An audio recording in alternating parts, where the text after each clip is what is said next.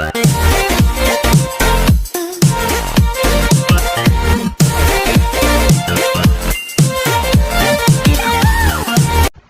hi guys, welcome again to another video, and for this video, I'll be summarizing again the chapter 5, which is the Ethernet. So, let's start. So, we have here the Ethernet encapsulation, and we have the LLC sublayer, and that sublayer handles the communication between the upper layers and the lower layers. And this is typically between the networking software and the device hardware. So it takes the network to protocol data, which is typically in IPv4 address or packet, and adds control information to help deliver the packet to the destination node. The LLC is used to communicate with the upper layers to the application and transition to the packet to the lower layers of delivery. So that is implemented in software, and it is independent of the hardware in a computer, and it also can consider the driver software for the NIC. And now we have the MAC sublayer. So the MAC sublayer constitutes the lower sublayer of the data link layer. So it is implemented by the hardware and typically in the computer NIC. So the specific are listed in the IEEE 802.3 standards and the least common IEEE Ethernet standards. So the MAC layer consists of data encapsulation and the media access control. So the data encapsulation process includes frames assembly before the transmission and frame disassembly upon the reception of the frame. So in forming the frame, the MAC layer adds a header and a trailer to a network layer PDU. So the data encapsulation has a frame delimiting, addressing, error detection. So for the frame delimiting, is a framing process provides important delimiters that are used to identify a group of bits that make up a frame.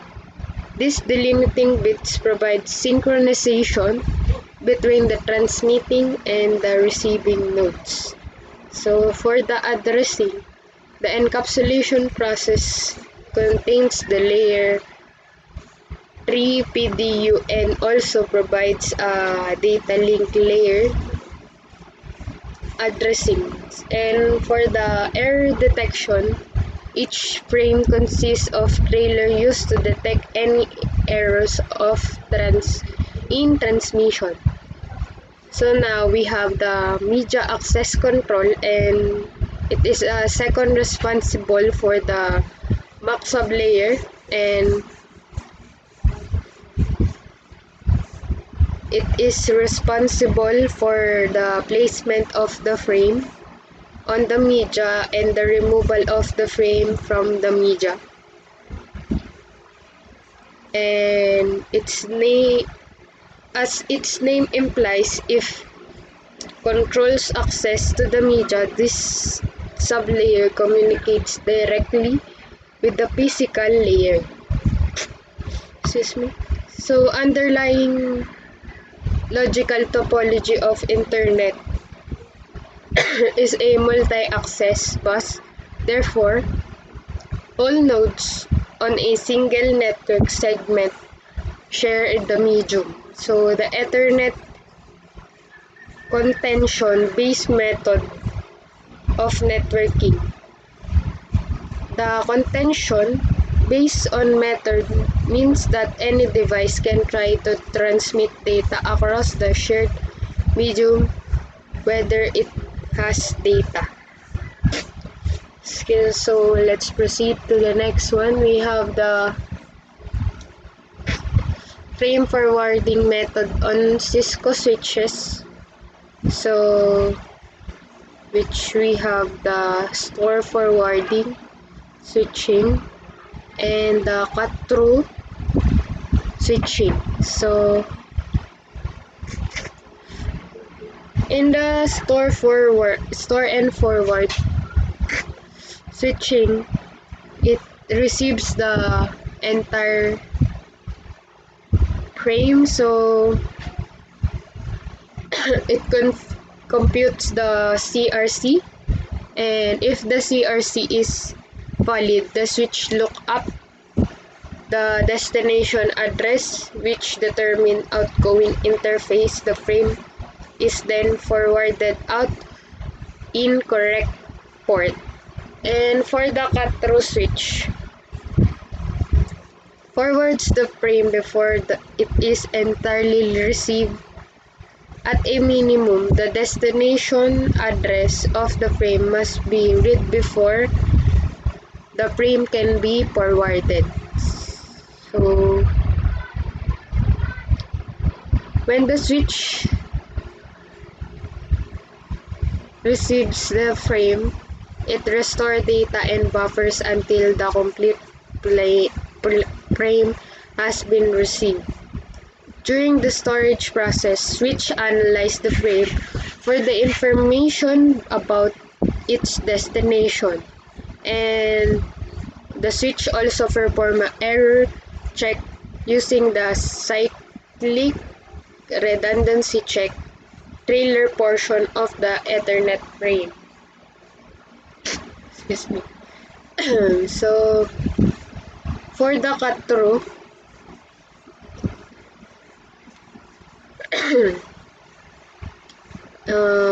switch lookup destination MAC address in the switching table determines the outgoing interface port and forwards the frame onto its destination through the design switch port. So the switch does not perform any error checking on the frame. So there are two variants of cut-through. We have the fast-forward switching and the fragment-free switching. So just a short recap. The fast-forward switching offers the lowest level of latency. The fast-forward switching immediately forwards a packet after reading the destination address.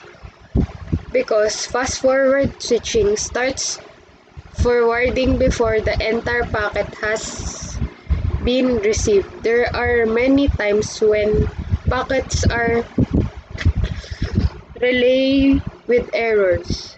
So, the fast-forward switching is typically cut-through method of switching. So, for the next one, we have the fragment-free switching, and the switch stores the first 64 bytes of the frame before forwarding, and it can be viewed as a compromise between the store and forward switching and fast forward switching.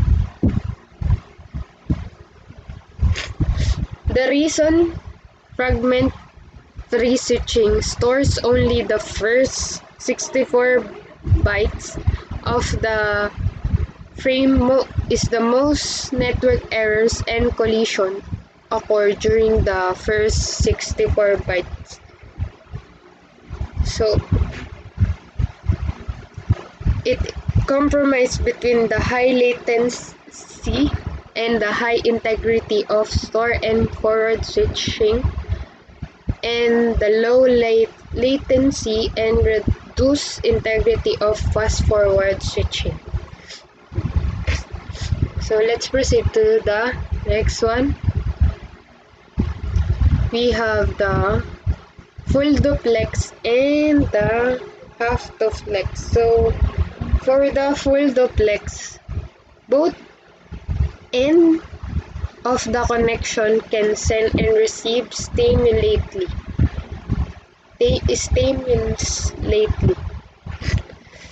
So for the hard duplex, only one end of the connection can send at a time. So for the full duplex, it can send or receive continuously or just ongoing. So for the half duplex, it can only send one at a time.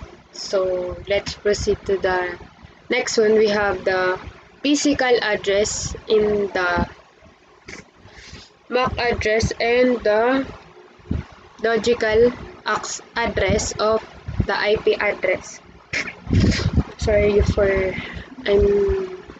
sorry for that. For the physical address, it uses the Ethernet NIC to Ethernet NIC communication on the same network. And for the logical, it used to send the packet from the original source to the final destination. So now we have our different destination and source. So for the destination MAC address, this MAC address of the file server's Ethernet NIC. So for the source MAC address, this is MAC address of PCA Ethernet INC, and for the source IP address, this is the IP address of the original source, the PCA, and the destination IP address, and this is the IP address of final destination of file server. So that's all for this video. Thank you for watching, and see you again on my next video.